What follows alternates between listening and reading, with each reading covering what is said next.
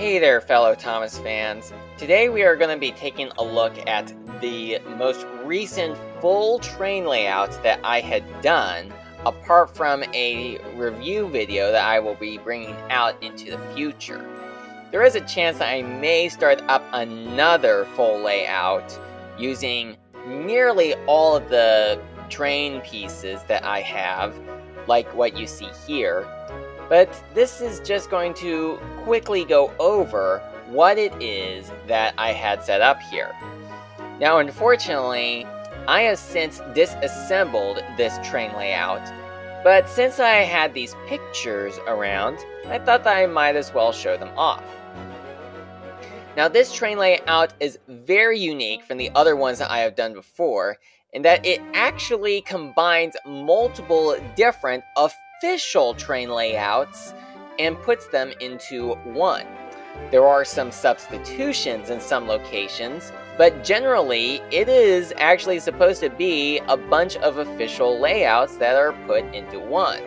Although not all of them work all that well, since there are a couple of small loops in some corners, but I don't think that I will go over all of them. This section right here is supposed to be the Sights and Sounds set. Cranky should be somewhere around here, but he isn't, because I have him in a different location. I use my customized cardboard roundhouse that has 7 berths, much like in the TV series. The original set had the deluxe roundhouse be put into this location. You can certainly see the difference if you take a look at this image and put it side by side to the official Lights and Sounds set. This right here is the lift and load set implemented into the layout. This is one of the sets that has a couple of loop arounds. I did do my best to try to fix that, but it is pretty obvious that there are just some loop arounds. And you can probably see what parts of this layout that I had changed in order for it to fit in with the rest of the layout, connecting it to the rest of the layout. This right here is the mountain tunnel set, and much like the original set, I did put Mike exactly where he was in the promotional artwork of the original set. So you can probably see a couple of differences, such as the fact that the track that Mike is on no longer leads to a slope leading down to that bridge at the bottom. It now connects to another section of the full layout. This right here is a set that I can't remember the name of, but I will be sure to put its name up on the screen during editing to let you know. This one has quite a lot of loop arounds, and I was not too happy about the way that this layout really worked. It just was quite clear that this was not the sort of layout that really was meant to be combined with anything else, because you just have the engines having a number of different loops. I mean, Neil, for example, he could just go down that hill, go up the hill where Harvey is, though hopefully when he's not there, and then just go straight, go over that bridge, that brick bridge, and then go all the way around back to the green bridge, right where he was. You see what I mean? I don't think that it really works like that. I mean, it does work for a smaller layout, but it doesn't really work out when you're trying to implement it into a much larger layout like this. This right here is the interpretation of the original roundhouse set from the 1990s. The early 1990s, at least. Well, actually, I think it was the mid-1990s, because 1995 was when Season 4 came out, and there were some characters introduced in the 4th season, such as Skarloey and Scruffy, for example, that were in this set. Just like before, there were a couple of substitutions here. One example is that I used the Thomas Wood roundhouse instead of the original wooden railway one. And because of this, there were a couple of track pieces that ended up going missing, so I had to do a couple of substitutions, such as how that engine shed down on the left corner would have originally connected to the turntable, but there's no way to get it to hook up to the turntable. And there are a lot of other pieces of Thomas Wood track that are also added into this layout. I just needed to come up with some way to get the Thomas Wood roundhouse to fit into this section. Now here is the more updated roundhouse set, or at least the one that came out in more recent years. This one is a bit closer, but just like before, I did substitute the original roundhouse for a different roundhouse, and this one would be the deluxe roundhouse. And this is hence why it was not in the first area where the custom cardboard roundhouse was located.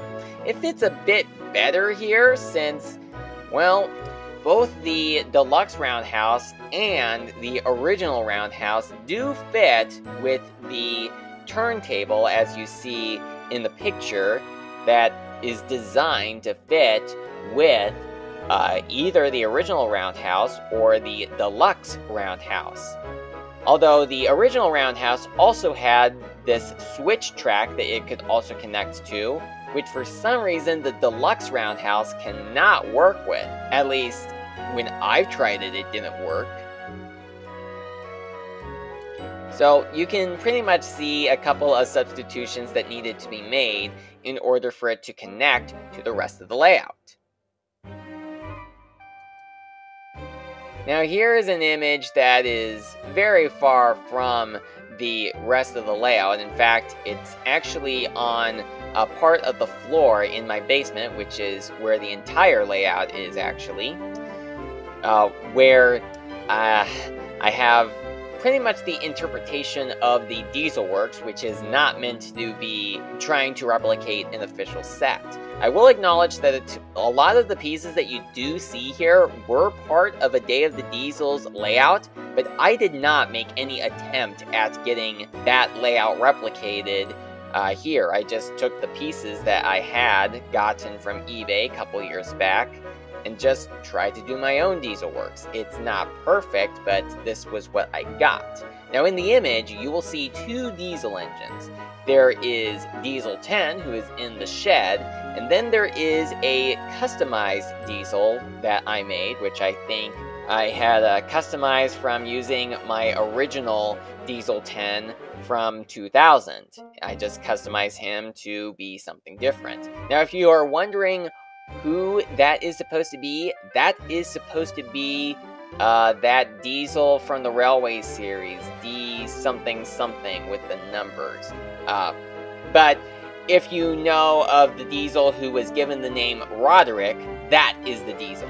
That diesel is basically Roderick, or the diesel that many people call Roderick. It's not an official name, but it's a name that the fans have come up with. And yeah, that's Roderick. And then here is the other Railway Diesel, as I think that he is officially called, but there have been some people that refer to him as Levi, which is an interesting name.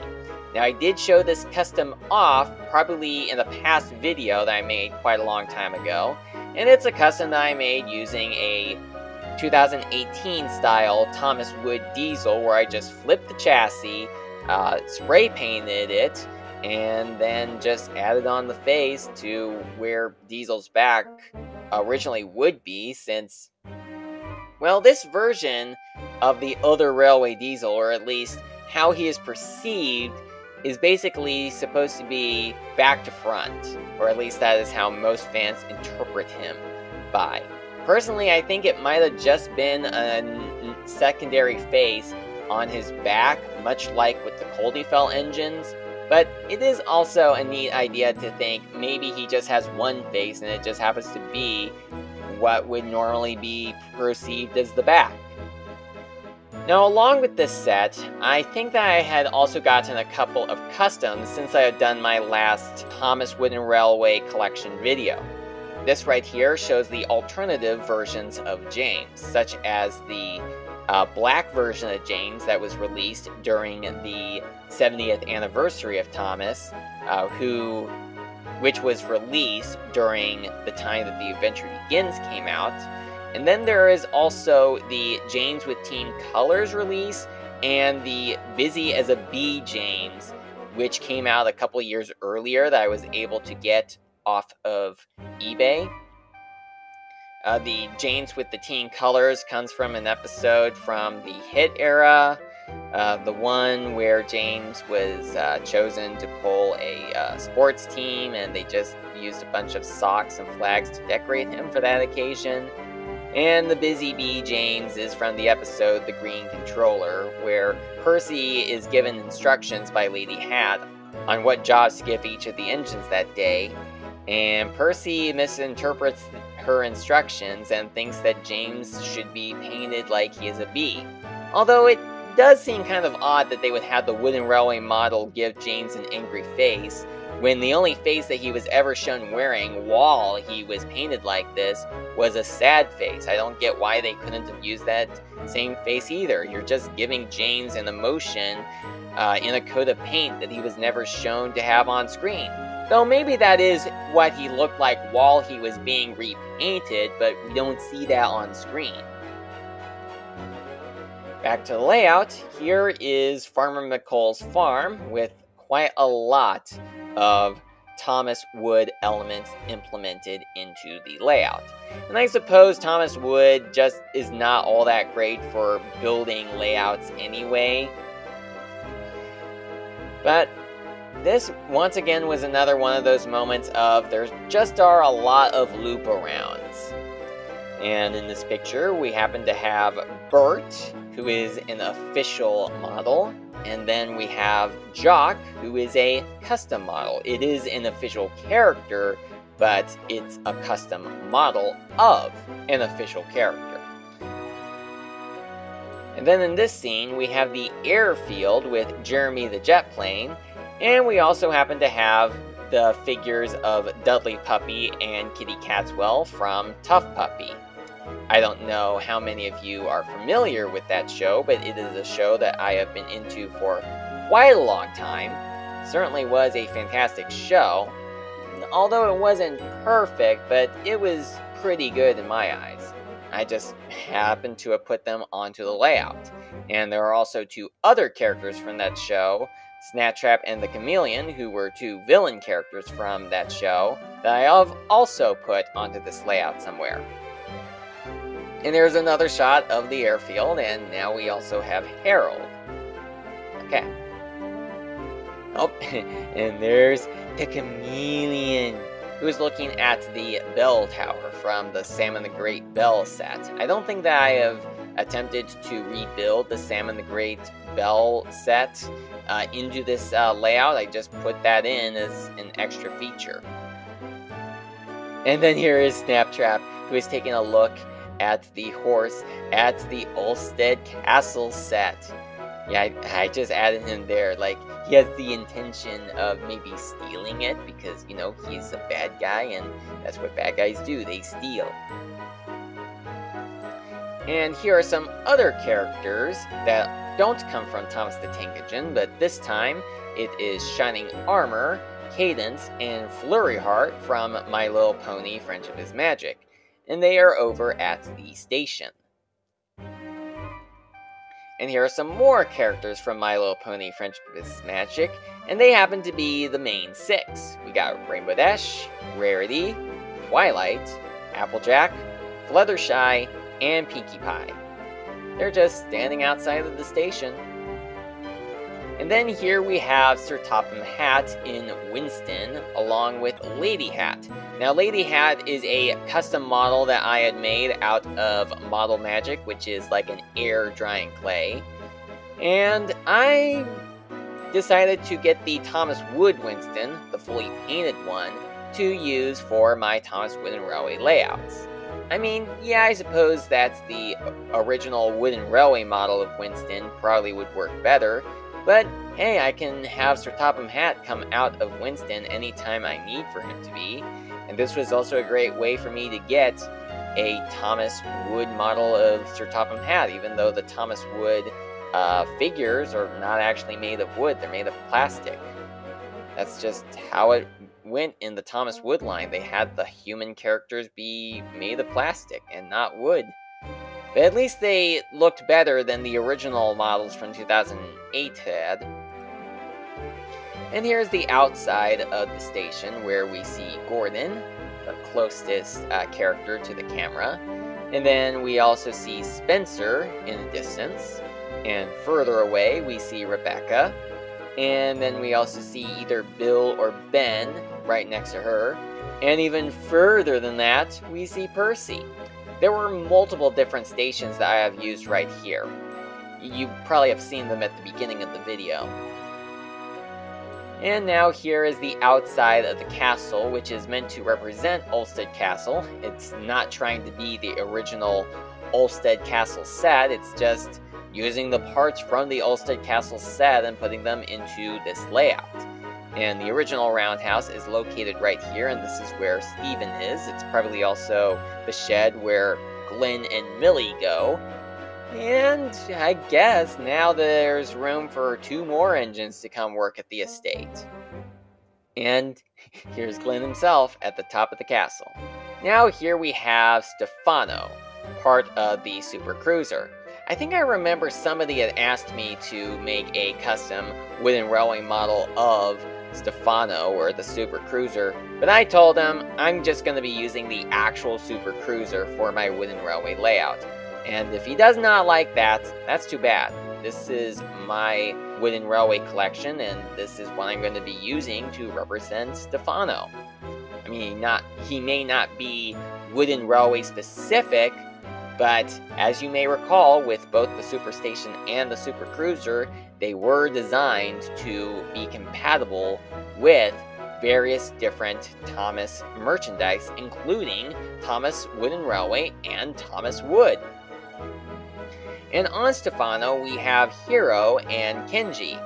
I would probably imagine that this is them coming to Sodor for a visit, since as you may recall at the end of the series, yeah, I don't count All Engines Go as part of the TV series. Season 24 was really the last season of Thomas and Friends. Unless they decide to bring the original series back, which is very doubtful at this time. Now, I think that the Thomas Wood Kenji was exclusive to Japan, at least at the time that I had gotten him. But I think that he was available from a seller on eBay, and I did purchase quite a lot of things from Japan, from the Super Sentai series that Power Rangers was based upon, since, well, if you know about me and the issues I've been having with what has been going on with Power Rangers nowadays, you probably know why I've been getting quite a lot of this merchandise. But getting back to Thomas, we got the Thomas Wood Kenji. I don't know how common he is to find today. I don't know if he was ever officially released in the United States, but he hadn't been at the time that I got him at least. And I am also aware that Kenji was introduced as part of the new Thomas Wooden Railway line that came out, I think either in 2021 or 2022. I'm not sure when that version of Thomas Wooden Railway was introduced, but Kenji was introduced in that line, and I'm pretty sure that you can get him in any part of the world, not just Japan. And that about does it. Before we go, I'm gonna do a little bit of a montage showing off a couple of other customs that I have in the works, some customs that I might have actually finished by now, and some other Thomas items that I had gotten since taking those pictures. So thank you so much for watching, and I will try to get a couple more review videos out there very soon. It has been a while. I've been mostly focusing on the Let's Play videos as well as the Everything Wrong with Adventures of Sonic the Hedgehog video series, but I will try to get back on track with those eventually. So thank you so much for watching, and I'll see you next time.